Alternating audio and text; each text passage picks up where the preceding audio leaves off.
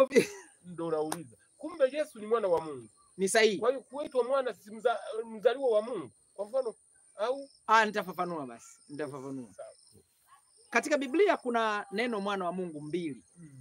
Kuna mwana pekee wa Mungu, alafu kuna mwana wa Mungu. Yaani kuna mwana alafu kuna mwana pekee. Sisi ni wana wa nani? Sisi ni wana wa Mungu, ila sio wa pekee. Wa pekee ni mmoja tu, Yesu. Baba yetu uliye mbinguni.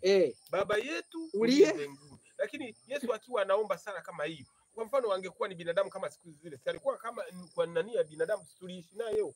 Ndio nataka ni alikuwa kama tulipokuwa tunafika kwenye sala ya Mungu uliye mbinguni, yeye alikuwa anaombaje? Okay. Alikuwa anaomba hivyo. Alikuwa anaomba hivyo. Baba yetu uliye mbinguni. Yani na Yesu ndivyo alivyotufundisha.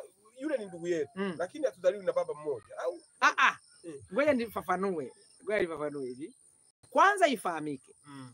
Yesu ametajwa katika maandiko kwamba ni mwana wa Mungu. Hii neno mwana ni nini kwanza? Tuanzie hapo. Hiyo neno mwana wa Mungu ni nini?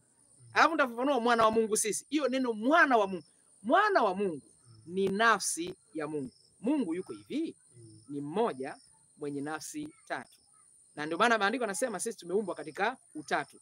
Wewe umeumbwa katika utatu. Yaani wewe ni mwili, nafsi na roho, kama alivyo Mungu Baba, Mwana na Roho Mtakatifu. Yohana 1:1, hii ndio somo ambalo tunaweza kulipata vizuri sana.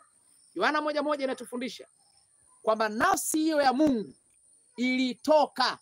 Hiyo nafsi ya Mungu ilitoka ndani ya Mungu. Hiyo nafsi ikatengeneza mwili. Mwili ukazaliwa. Mwili wa kibinadamu kabisa ukazaliwa. Alafu hiyo nafsi ya Mungu ikaingia ndani ya mwili. Ninaeleweka hapo? Ngoja nitaendelea kidogo utanielewa. Yohana 1:1. Yohana 1:1 alafu mstari wa 14. Hapo mwanzo kulikuwako neno. Hiyo nafsi ya Mungu pia inaitwa mwana wa Mungu. 2 inaitwa neno la Mungu. Hapo mwanzo kulikuwako neno, naye neno alikuwako kwa Mungu, naye neno alikuwa Mungu.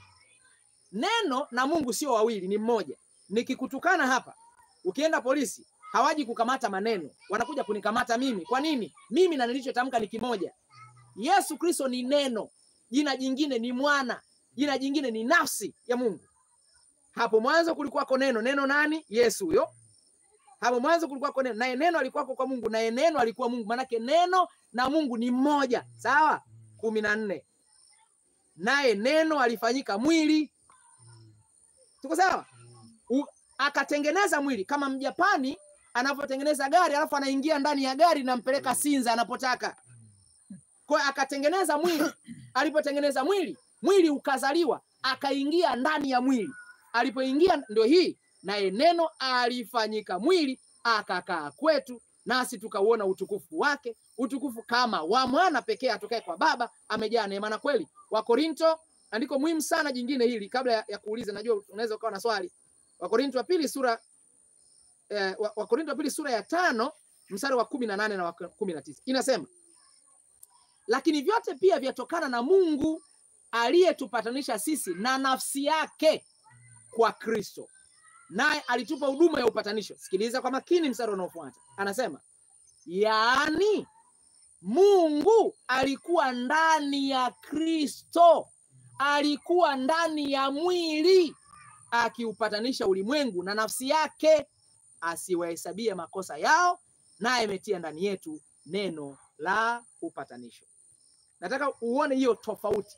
Yeye ni mwana pekee kwa sababu ni neno, ni nafsi iliyotoka ndani ya Mungu. Si mimi na wewe sio neno sisi. Tuko sawa? Jamani, tumeelewana hapo? Umenielewa? Umenielewa kwa sehemu? Kwa Yesu alipovaa mwili sasa, alipoomba ni mwili ulikuwa unaomba kwa sababu Mungu aliye ndani aombagi.